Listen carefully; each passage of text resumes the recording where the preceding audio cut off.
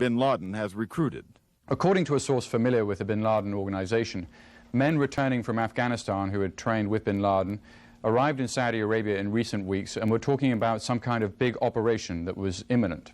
The FBI searched this apartment in San Diego, where in those final stages, Monday before the attack, 3 men left town in a hurry. They had the truck right here, they was moving out. Did that seem unusual to you in any way? I mean, I never seen nobody move at midnight. The trail of another accused hijacker, Mohammed Atta, in the months before the attack, led from Hamburg, Germany, to Florida and a series of flight schools, rental car agencies, and apartments. Then back to Hamburg, a return to Florida, and a final trip to New England, where he boarded a Boston to Los Angeles flight that eventually crashed into the World Trade Center. U.S. intelligence sources tell CNN the entire terrorist operation required so many people and special skills that they believe several terrorist groups had to be involved.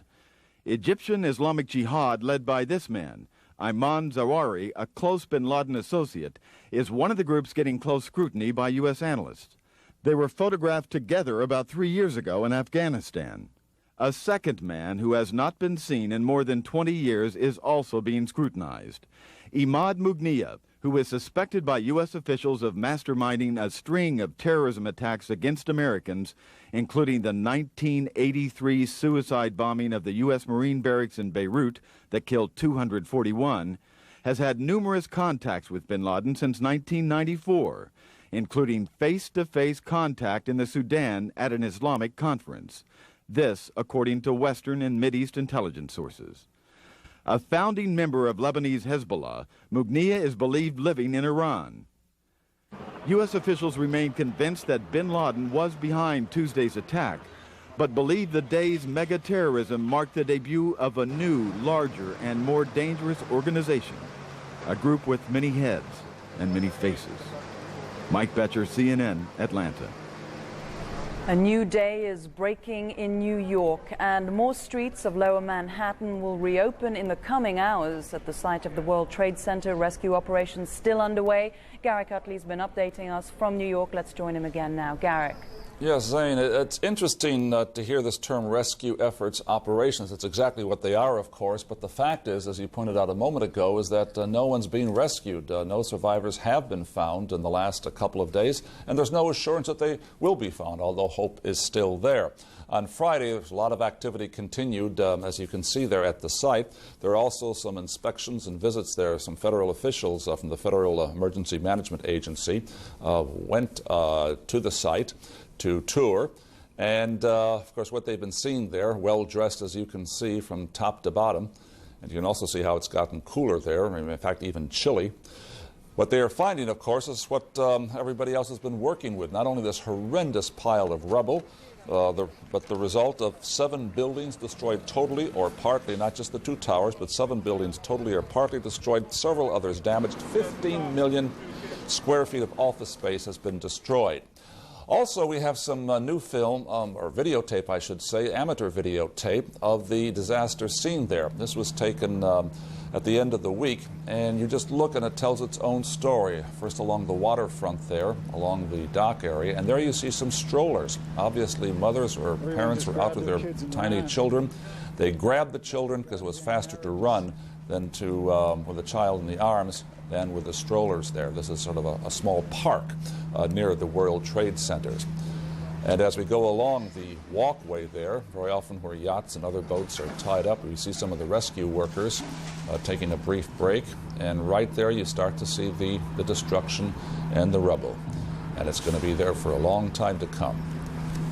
A month or 2 at least, just to get the first stage of that clearing operation accomplished.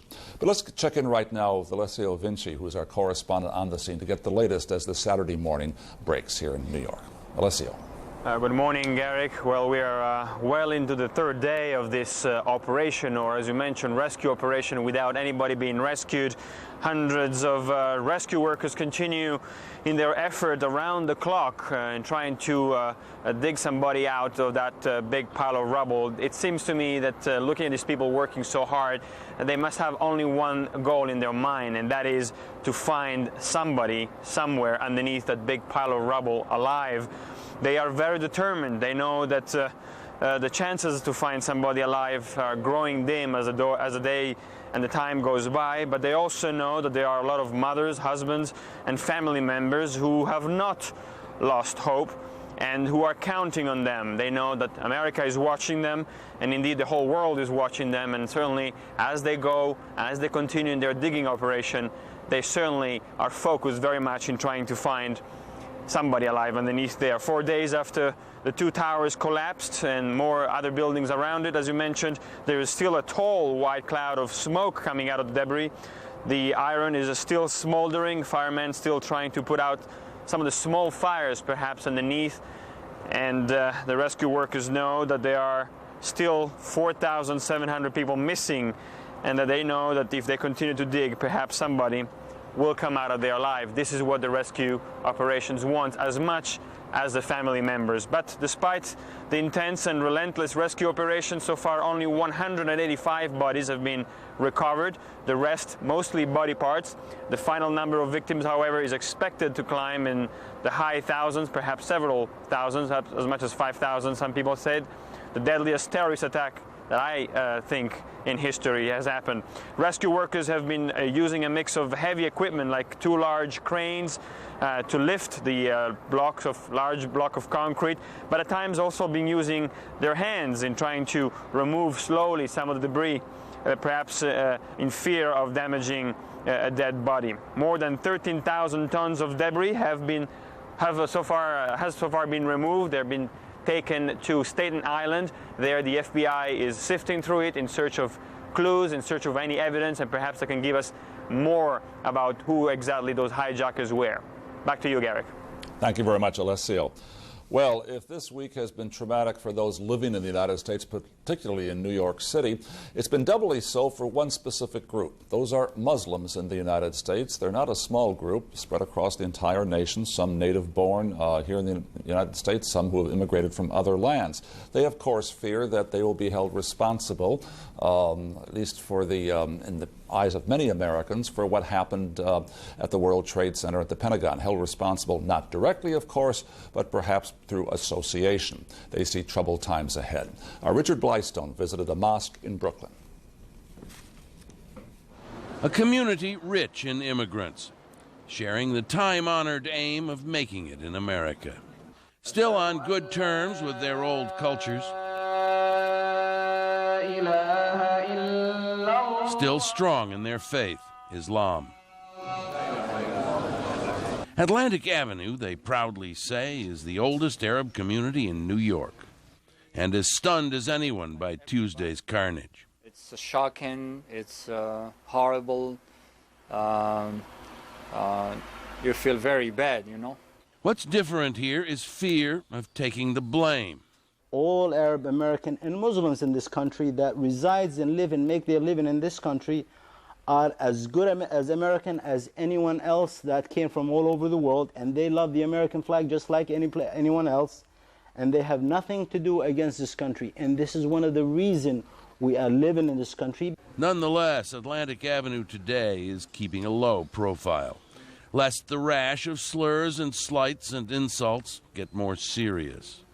Ahmed Morsi is passing out a letter in Arabic from the New York District Attorney, telling Arabs and Muslims where to call if harassed or attacked, like his own mother on Tuesday. She was spit at, go back to your country, die, this and all these different slurs and different, my mother. Islam is a religion of tolerance, says the Imam, Abdul Rahman Tafa, a religion that forbids ignorant wars between nations. Muslims from 22 nations come to pray here. We all feel the pain of what happened, says the Imam, and he asks, please give blood, money, whatever you can to help victims of the disaster. But if the attackers were Muslims pursuing what they saw as a holy war, did Islam attack America? Jihad is for defense and defense only, he says, and anyone who preaches otherwise doesn't know Islam. The Quran says if a man murders another human being, it is as though he killed all humanity. This Friday service ends with special prayers for all those who were killed, including at least 50 Muslims. Richard Blystone, CNN, Brooklyn, New York. What we're seeing there is the makings of a real test of understanding and tolerance here in the United States. Zane? How are New Yorkers trying to get back to normal? Well, each one does it in his or her own way. During the week, people have gone to work, although it's been very hard to concentrate on the job, obviously. This weekend, they'll seek some diversions, but I don't think many people are ready yet to go to a comedy and have a good laugh in the cinema or in a theater. I suspect it's going to wait until Monday. The stock markets will be open, and probably you have to have a week after the original tragedy to start to get back to normal. But what is normal, after all, particularly here in New York? We're used to a lot of shocks and hardships. The city's going to come back, and that means the people are coming back, but it's going to take time. Garrett Gutley, thanks. Jonathan. Across the nation, Friday was a day of prayer and remembrance. People took time from their daily routine to pray for those who perished in the attacks. In the Capitol, President George W. Bush joined past presidents, members of Congress, and other officials at a midday prayer service at the National Cathedral. And as evening fell, candles began glittering across the country as thousands of people held candlelight vigils. Flickering lights brightened a small Pennsylvania courthouse near the crash site of hijacked Flight 93. Meanwhile, in the Northwest, in Seattle, hundreds memorialized the lives lost and affected by the attacks. Just a few of many such ceremonies across the United States. And across the world, country after country took a moment to remember the horror of September 11th. In Iran, antipathy towards the United States was set aside at a Tehran soccer stadium. Players and more than 60,000 spectators stood still in respect for the dead and grief-stricken in the U.S. Throughout Britain, people showed their solidarity to the American people. At work, in shopping malls, and even in the British Parliament, the country paused for a moment of silence. And to America's north, bells tolled out at an Ottawa prayer service. The Canadian flag was lowered to half-staff. The mood was also somber at NATO headquarters in Brussels. There, too, a day of mourning, but also a day of hard reflection. The alliance's position is clear. The attacks were an assault against all of its members, but some may not be willing to join the U.S. on the battlefield. Diana Muriel reports on that. A time for respect and remembrance. The 19 ambassadors to NATO shoulder to shoulder, observing 3 minutes of silence at midday on Friday, along with millions of other Europeans. They stand in readiness following Wednesday's affirmation of Article 5 of the Washington Treaty, the first time a commitment has been given to a collective defense against an attack on an alliance member. Quite what that commitment will involve is less clear. Some alliance members, like Britain, have promised strong support for any NATO effort. Even Norway, reported to be less enthusiastic, says its commitment is firm. Our resources are more limited, of course, than the United States resources, but we will certainly put military resources at the disposal of any operation that the alliance would decide. There should be no doubt about that. Special forces or whatever we could bring to bear on the situation. The British and the French could also provide elite troops to any operation if required. But support from others, like the Netherlands, appears more muted. We will be with you, mentally, morally, and possibly also in concrete terms. But what it will be at that stage, I can't answer today. Former NATO chief Willy Klaus believes some members of the NATO alliance would be unwilling to participate in direct military action, particularly if that involved attacks on countries that are shown to have harboured or supported the terrorists responsible for Tuesday's acts of terror. It depends what countries and what could be the consequences of the military actions against those countries. Are we speaking about countries controlling nuclear weapons, chemical weapons, biological weapons, yes or no? It's a big difference, you know. Until a terrorist target is identified, NATO allies are understood to be providing military intelligence to assist the United States in their investigation. As the 19 national flags of the NATO alliance fly at half-staff, the time for action could be approaching. The United States has yet to make specific demands for NATO assistance, but that is expected here in the coming days and weeks. Diana Muriel, CNN, at NATO headquarters in Brussels. Ireland closed all its public offices, schools and businesses Friday in a national day of mourning for the victims of the attack in the U.S. Next month, Ireland will assume the presidency of the United Nations Security Council. Bertie Ahern is the Prime Minister of Ireland, and he joins us now. Mr. Prime Minister, thank you so much for being with us. There are many Irish men and women in the United States, many Irish Americans at work in those twin towers that went down. Does your country, do your people know how many they are mourning, how many people are still missing of Irish descent? I think people of Irish descent, there are probably hundreds. And we have heard it last night, just the full list of the fire brigade men and the policemen. And most of the names are Irish, and of course the chaplain, Father Judge, is Irish. People born in Ireland, I think the numbers will be smaller than that. But I think we look at it here, Irish descent. We have, since the famine times, an enormous close bond with the United States, and it's for that reason, like the rest of the world, but particularly in Ireland yesterday, that just everything closed. There was a national day of mourning that was subscribed to by everybody, and the entire country just stopped for the day to show our sympathy and solidarity with all of the people and the families of the people, and particularly those of Irish descent. The Irish have a sad familiarity with terrorism, and so let me ask you about that. U.S. President Bush says he wants to fight a war to end terrorism in many countries. Will a military solution solve this kind of problem, do you think? Has it worked in your experience? Well, you know, we have had 30 years of terrorism, 30 difficult years of terrorism, and I suppose some would argue that some of the military operations have assisted in that. But, you know, I think the Irish position and that of the United Nations is we abhor terrorism. I understand totally what the President of the American people feel at this time. Any Democrat has to be against terrorism. And international terrorism is a complicated issue because it goes across so many countries, so many boundaries, and so hard to curb. And I think the reflection and the efforts of the authorities to try to work out how best they attack this is time worth spent, because I think we've all seen that if you just go after a few, you can get into a very lengthy campaign that it is hard to squash, and that's what's happened in Ireland through the years. And but there are leaders of obviously international terrorism, and as the UN Security Council resolution of this week said, that they have to be dealt with, and those who perpetrate it, those who organise it, those who aid it, those who harbour, just have to be condemned and have to be brought to the rule of law. Well, the question is how, and so I put it to you. There's an enormous appetite, I don't have to tell you, for retribution in the United States right now. There has been a similar appetite closer to home for you. What's the right thing to do? Is it to respond with massive military force, or is it something else?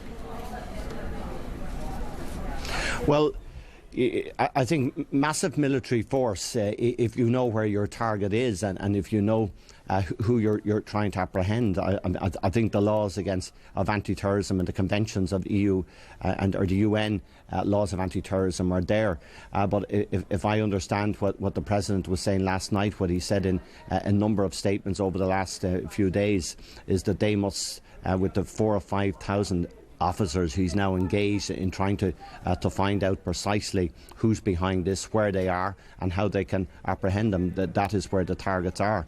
I think if we were just to go into Afghanistan or elsewhere just on a hit and miss, that's not going to resolve anything, because it's not going to get the people involved. But clearly the intelligence is far greater than that, and what the President is correctly doing, I think we see from this side of the world, is to gather his intelligence on these people and then to move on targets that he clearly believes are ones that are the perpetrators and the organisers and those who have harboured them. And that is not an easy task, there's no doubt about that. But I think the United States has acted very responsibly in the last number of days. Let me jump in and ask you about something else that the President is doing. The President is essentially asking nations around the world to choose sides. You're either with the United States in its campaign against terrorism, or you're against the United States. Ireland has a long and proud history of neutrality in international matters. Where are you going to stand now? Well, Ireland have always stood with the United States. Ireland have had a special relationship with the United States. America has always been helpful to Ireland. When last Tuesday afternoon, when we heard of the terrible tragic events, I was with Ambassador Haas, who was helping us on Northern Ireland. So I think Ireland's position is clear on that. Yes, we are a military neutral nation, but we have played always an honourable and a very significant position in the United Nations, and we'll continue to do that.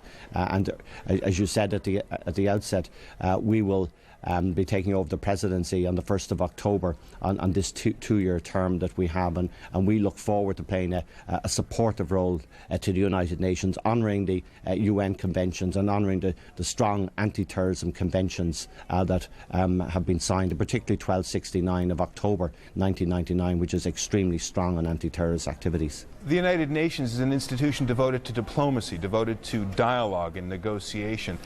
Right now, the United States wants revenge. No one is talking about negotiation here. No one in Afghanistan, we've been hearing from our correspondent there, is talking about negotiation either.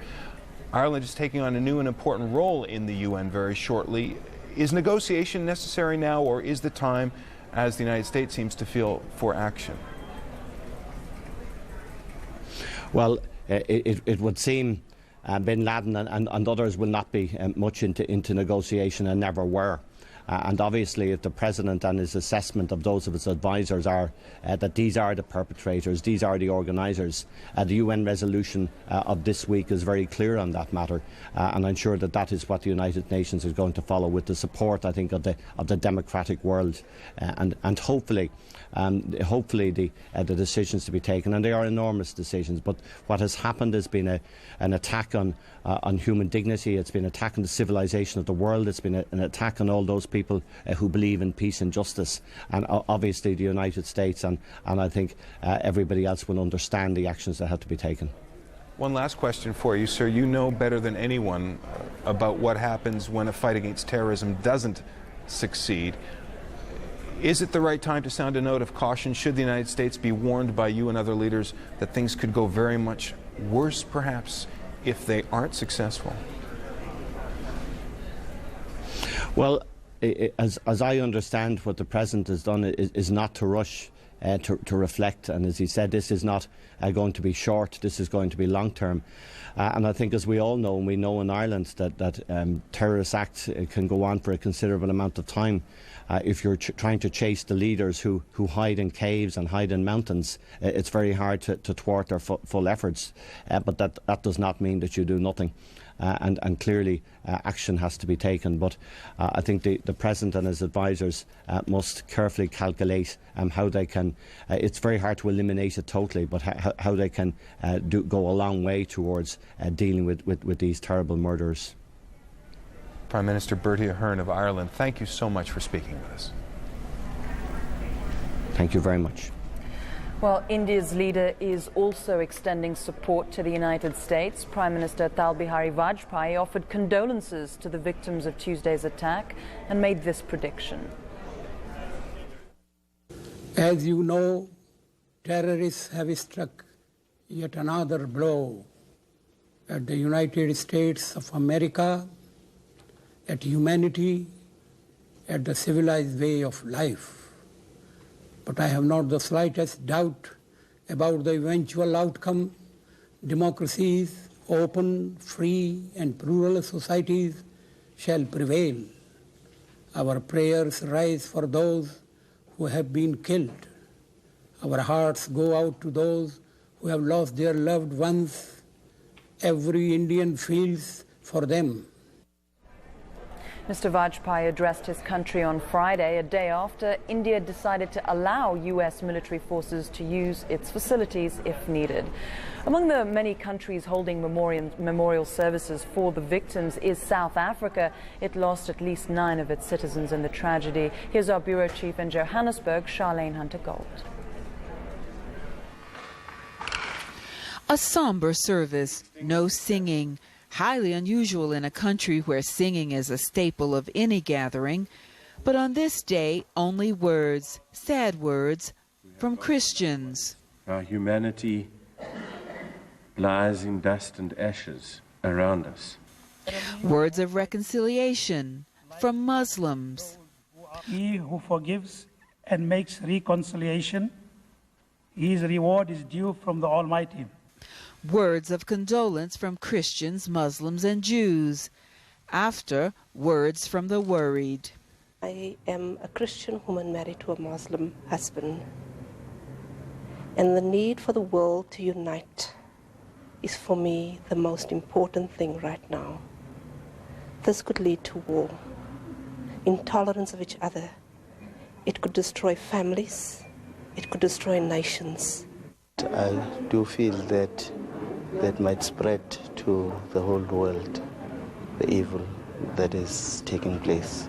Words of hope. And I wish that the rest of the world would follow the South African position, where through dialogue we've achieved peace and we live peacefully. Not far away at the U.S. consulate, South African visitors bearing gifts and more words. This will just sweeten the American people that are here, that are alive, their day, and just hopefully fill the void of what's happened. I'm from Morocco, you know, and it doesn't matter if I'm Muslim, I'm Christian, or I'm Jewish. Doesn't make difference, but it's really hurt me a lot. At the airport, where flights to America remain on hold, words of frustration. Like, I'm a nurse, so you just feel like, oh, you could help out in some way, but, your hands are tied, stuck here. We stand ready to extend such humanitarian assistance as we may be requested to extend. This is the least we can do. South Africa's political history as diplomatic friend to all, and most recently host to the World Racism Conference, where it insisted the Palestinian issue deserved a hearing, raised concerns as the U.S. contemplates its response. Hopefully South Africa will end up on the right side of the fence, even if it means that we will have to say goodbye to many of the rogue states we are currently embracing. And we are part of the world that is saying the perpetrators of this must be found, and they must face the weight of the law. We must implore on the United States and NATO to avoid the same level of indiscriminate action when meeting punishment to the guilty parties. No one is sure exactly how long the American flag will fly at half-staff here. But as long as it does, South Africans say they want Americans to know they're with them in their hour of sorrow and grief. Charlene Hunter-Gault, CNN, Johannesburg. We take a moment now to look at the human face of this tragedy with the recollection of 7 lives cut short Tuesday. Here's Frank Sesno.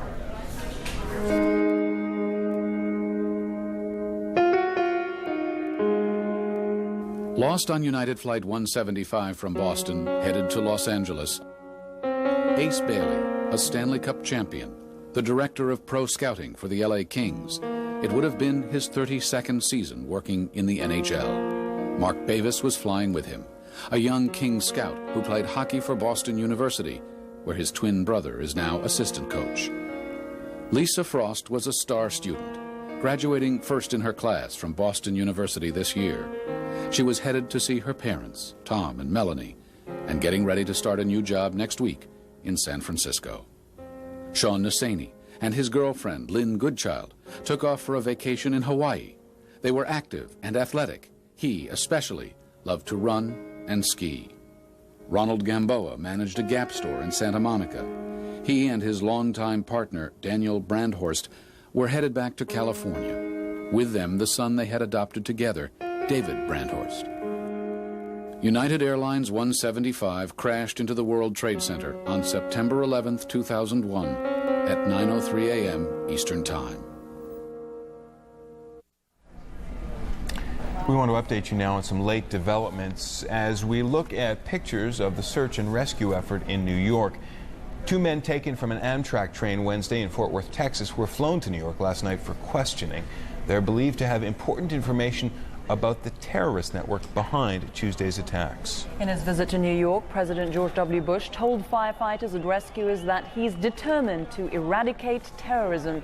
Mr. Bush is now at Camp David talking with his National Security Council about how to respond to the attacks. And the second so-called black box from the wreckage of United Flight 93 in western Pennsylvania is being analyzed. Investigators say the cockpit voice recorder appeared to be in relatively good shape. Washington has heightened security across the nation considerably since Tuesday's attacks, but President Bush is calling for more. He's authorized the call-up of as many as 50,000 reservists. Now for the latest from the Pentagon, let's go to Bob Franken. He joins us live. Bob.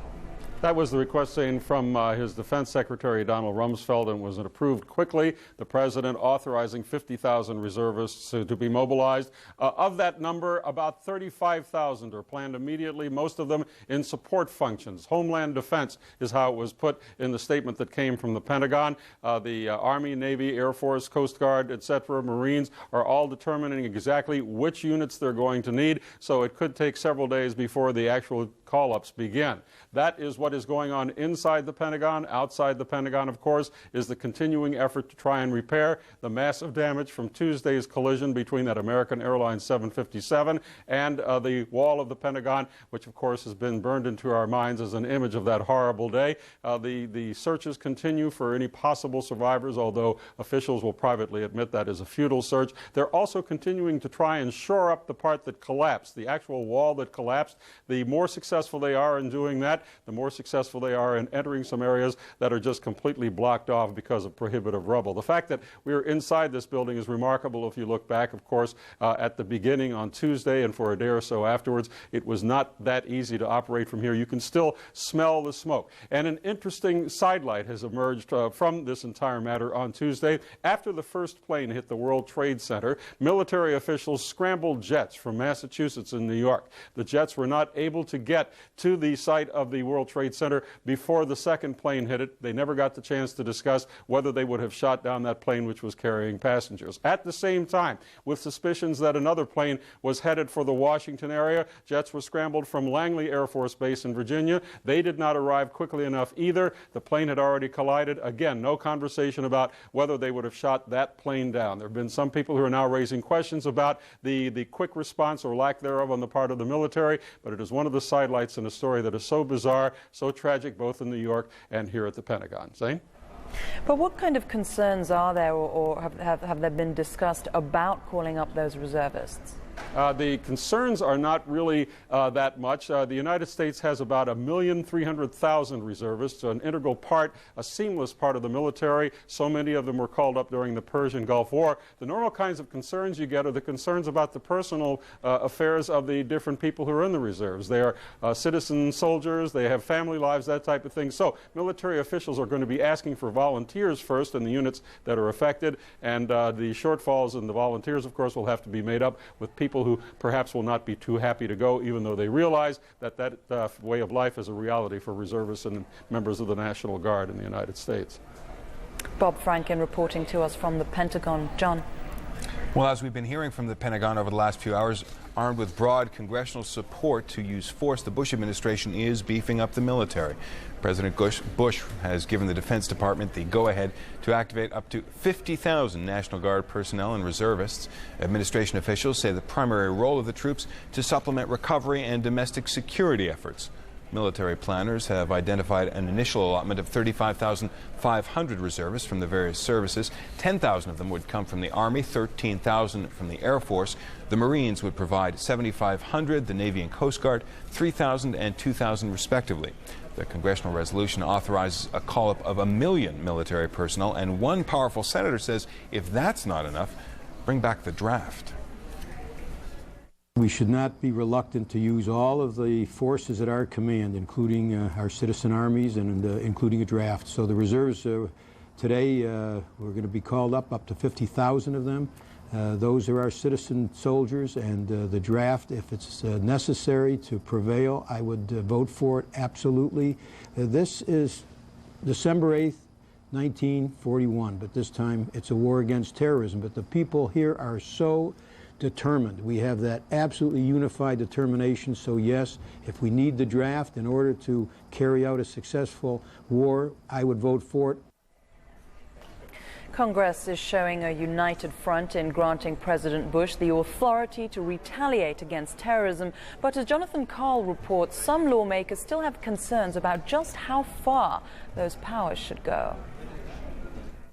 With virtually no dissent, Congress authorized the president to use all necessary and appropriate force against all those tied to the attacks. For constitutional purposes, it's the same as a declaration of war. There is no constitutional difference between authorizing the president to use this kind of force and saying we declare war. The hurried vote united conservatives and liberals who usually disagree about military intervention. Paul Wellstone, whose first significant vote as a senator a decade ago was against the use of force against Iraq in the Persian Gulf War, was one of the few to speak before the vote. It's going to be a long, difficult struggle, but I believe people in our country and people in Minnesota are united in this. But we need to do this the smart way. Despite the lack of debate, members of both parties had privately objected to a White House request for a more open-ended authorization of force against terrorists. As a result, the resolution passed authorizes the president to use military action specifically, quote, against those nations, organizations, or persons he determines planned, authorized, committed, or aided the terrorist attacks that occurred on September 11, 2001. Or harbored such organizations or persons. It relates to the incident, and there's broad authority relating to the incident. It does not relate to all terrorism every place. Several key leaders hope to avoid a repeat of the 1964 Tonkin Gulf Resolution, in which Congress, after North Vietnam allegedly attacked U.S. warships, almost unanimously granted President Johnson the authority, quote, to take all necessary measures to prevent further aggression by North Vietnam. Many in Congress came to regret that as the Vietnam War escalated and grew increasingly unpopular. While only Congress has the power to declare war, the president, under the Constitution, has the power to repel invasion. And if a war drags on, Congress, with its power of the purse, can ultimately bring an end to it by refusing to pay for it. Jonathan Karl, CNN, Capitol Hill. As the U.S. narrows in on a target for any war, one thing is becoming clear. When the U.S. strikes back, it will be counting on broad international support. CNN's Andrea Koppel has more on that. If, as the U.S. suggests, Osama bin Laden was the mastermind behind Tuesday's attacks, going after him and shutting down his al-Qaeda terrorist network will require more than just a military assault on Afghanistan. That's because over the years, al-Qaeda has become an international network with cells rooted in almost every region of the world. That's why Secretary of State Colin Powell has put the world on notice. The United States needs help.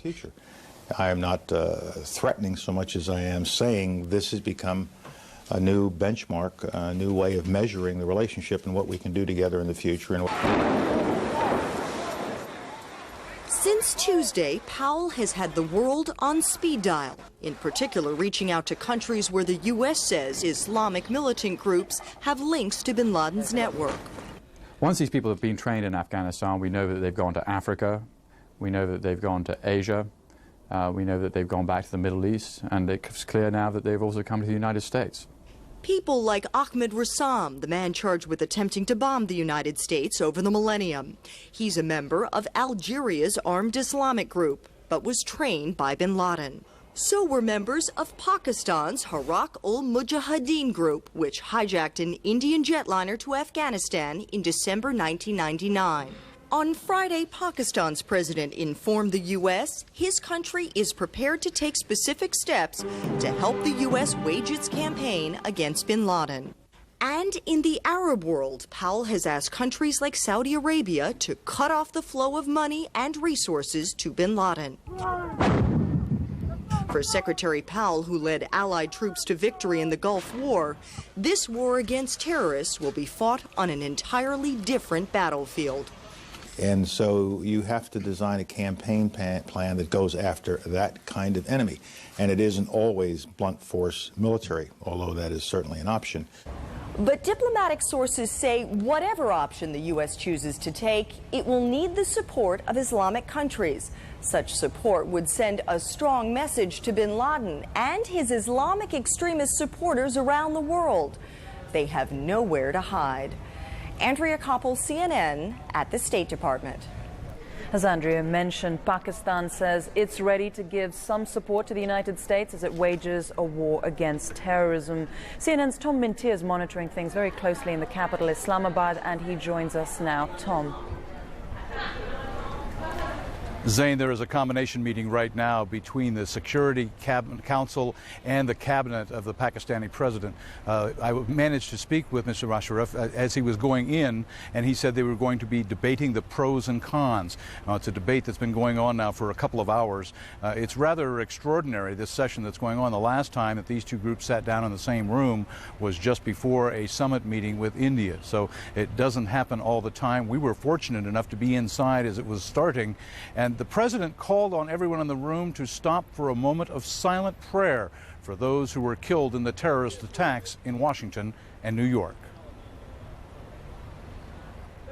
May I first of all take this opportunity to request all of you to join me in a 1-minute silence in memory of all the innocent people, the thousands of innocent people killed in this terrorist attack in the United States, the thousands of innocent people from all over the world, people of all religions, and may I also add people of all ages, children, young men, women, and old people.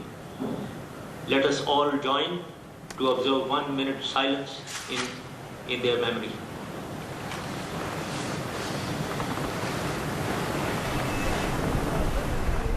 This cabinet meeting follows two other meetings, one just yesterday of Army commanders, and then the Security Council met the day before after the president came back from Karachi. He was there when the attacks took place, flew back into Islamabad, and immediately went into a session with his advisors, which lasted well into the night.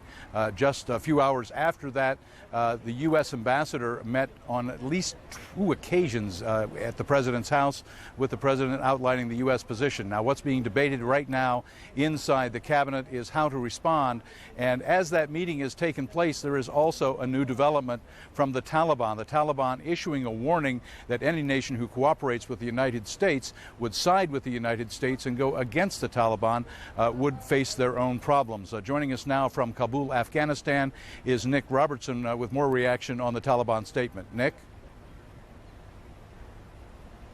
Well, certainly, Tom, the Taliban really apparently trying to influence the debate that's currently going on in Pakistan. Their statement came out early this morning, just before those key ministers were about to meet. And what they have said is that any country, any neighboring country, particularly Islamic countries around Afghanistan, should they give their soil or their airspace in support of the United States attacking Afghanistan, then they would have to expect a response from Afghanistan. The Taliban said that they could mobilize a large mujahideen, a large fighting force, to invade that country. So certainly the Taliban trying to influence that debate. And from their spokesman in Pakistan, the Taliban had this to say. If neighboring or regional countries, particularly Islamic countries, gave a positive response to American demand for military bases, it would spark up extraordinary danger. Similarly, if any neighboring country gave territorial way or airspace to USA against our land, it would draw us into an imposed war. And the country here really is being prepared for the possibility of war. On the radio last night, in a rare 15-minute address, the supreme leader of the Taliban, Mullah Muhammad Omar, said people should put their faith in Allah, that they shouldn't be afraid of attack from the United States.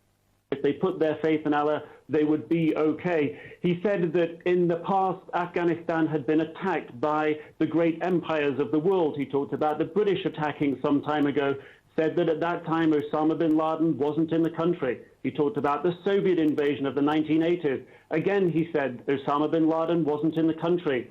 And he said again, as we stand, as the country of Afghanistan stands to be attacked by the third great empire of the world, he said that people should realize that it wasn't about Osama, that in fact it was very much about the demonization of Islam. So certainly the country here being prepared for what could be coming next. Nobody here quite sure of that at this time.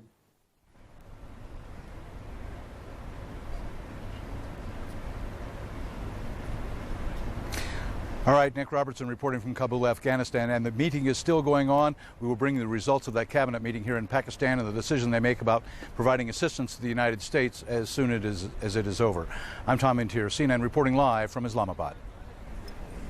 He'd seen the pictures on television, he'd heard detailed reports, and on Friday, President Bush got to view the wreckage of what was the World Trade Center for himself. From Washington, CNN's Major Garrett has more on Mr. Bush's visit.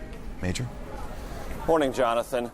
Before we talk about the president's visit yesterday to New York, I can just tell you the president is due to meet with his entire national security and diplomatic team today, and they are clearly paying very close attention to the activities both in Pakistan and the statements from the Taliban in Pakistan and then the statements from the Taliban government in Afghanistan.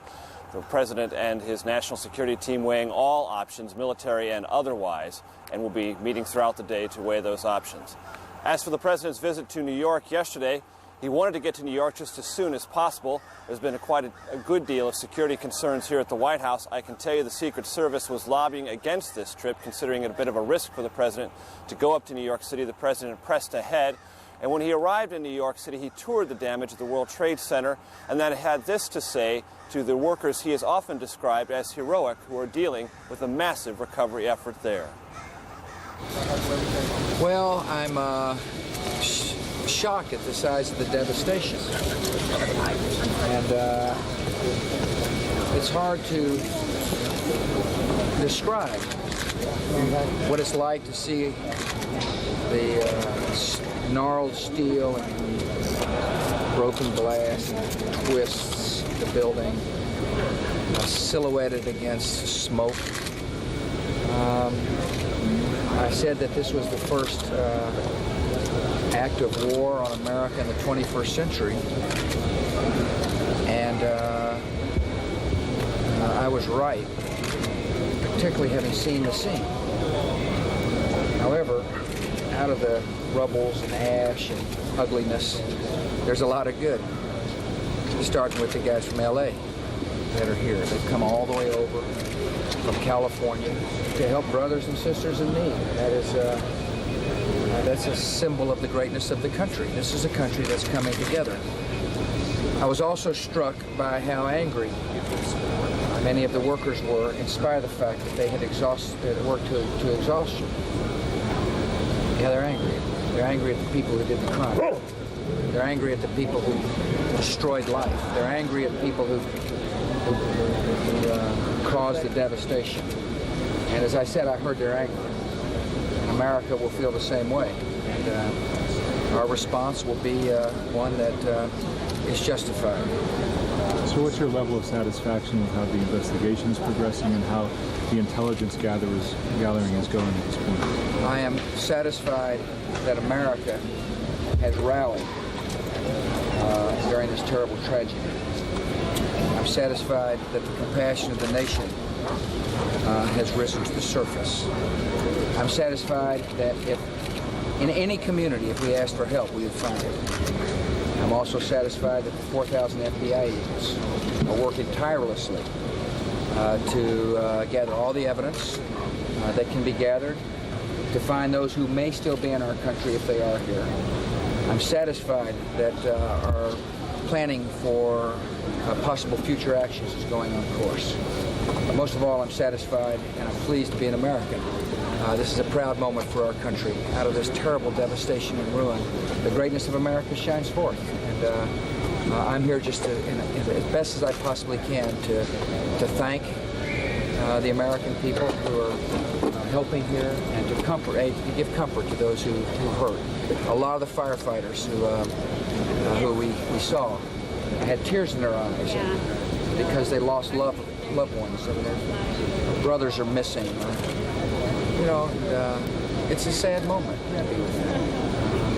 And the least I can do is to give them a hug and maybe encourage them some.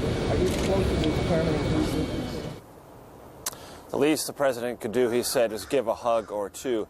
Senior White House officials say that while the president was in New York At the Jacob Javits Center, he was scheduled to meet for about an hour and a half with family members of those missing and feared dead in the wreckage of the World Trade Center towers. That meeting ended up lasting more than 3 hours, the family members clutching the president's hand, asking him at times to sign autographs, just to be with them. Many, many hugs exchanged. The president, overwhelmed with the grief he saw, did his part, as he told aides later, to offer some semblance of comfort, some spiritual sustenance to those who are grieving so very deeply. Jonathan? Major Garrett, thanks very much.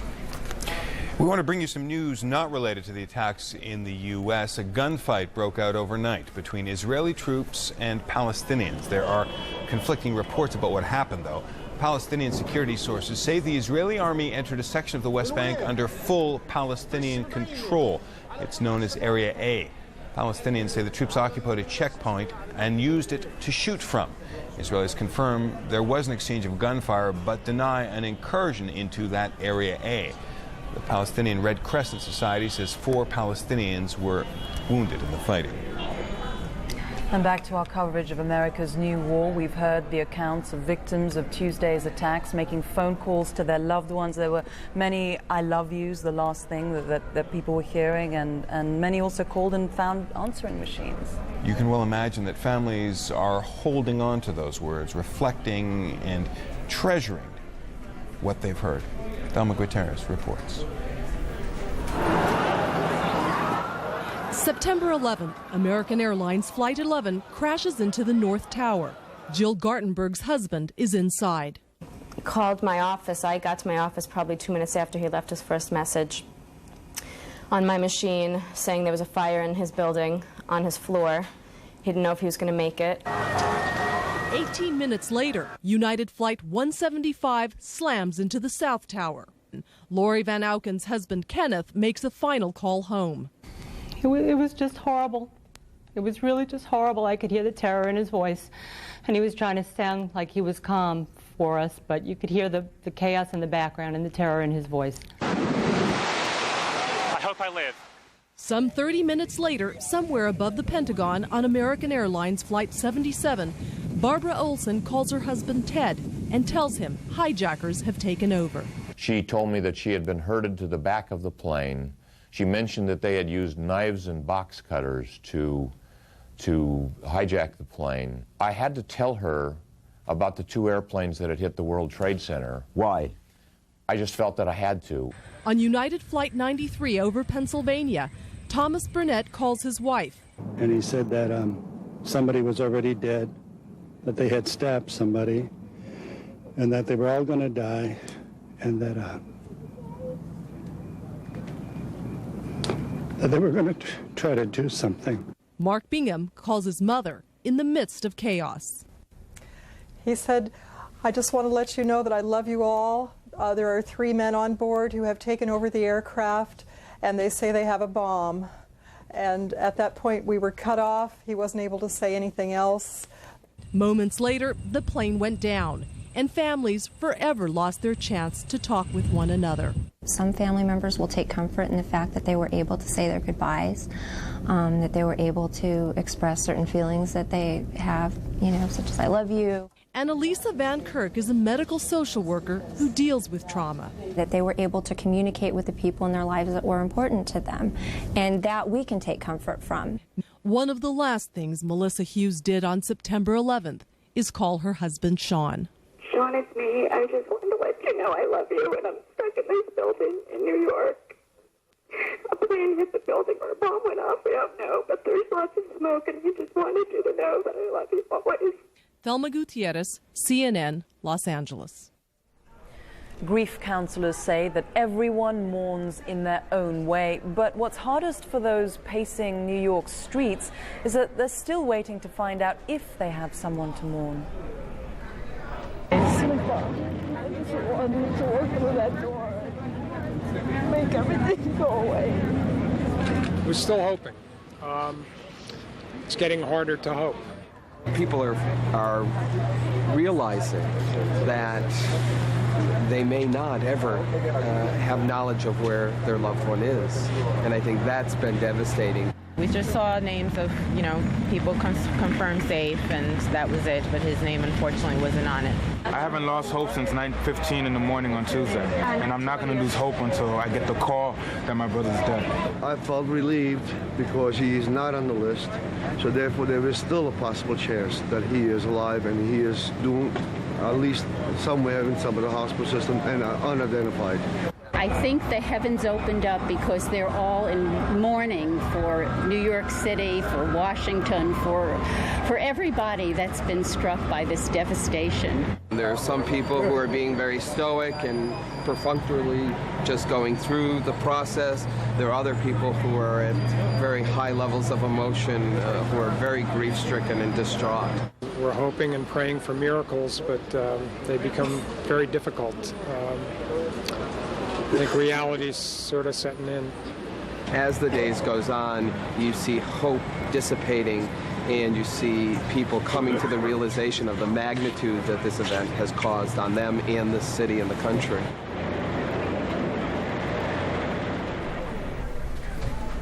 Remember, you can email photos of missing friends or relatives of the missing at CNN.com, or just go to CNN.com and click on the link. The pictures will be posted on our website along with emergency contact phone numbers. So please make sure you send a contact number along with the picture.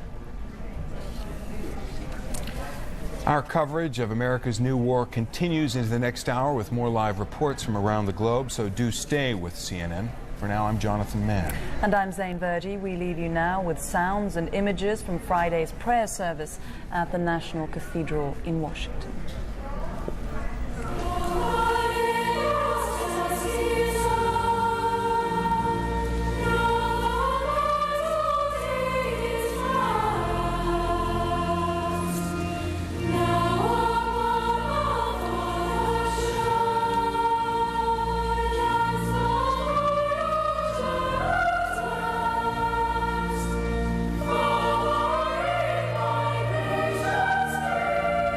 Those of us who are gathered here, Muslim, Jew, Christian, Sikh, Buddhist, Hindu, all people of faith, want to say to this nation and to the world that love is stronger than hate, and that love lived out in justice will in the end prevail. Today we gather to be reassured that God hears the lamenting and bitter weeping of Mother America, because so many of her children are no more.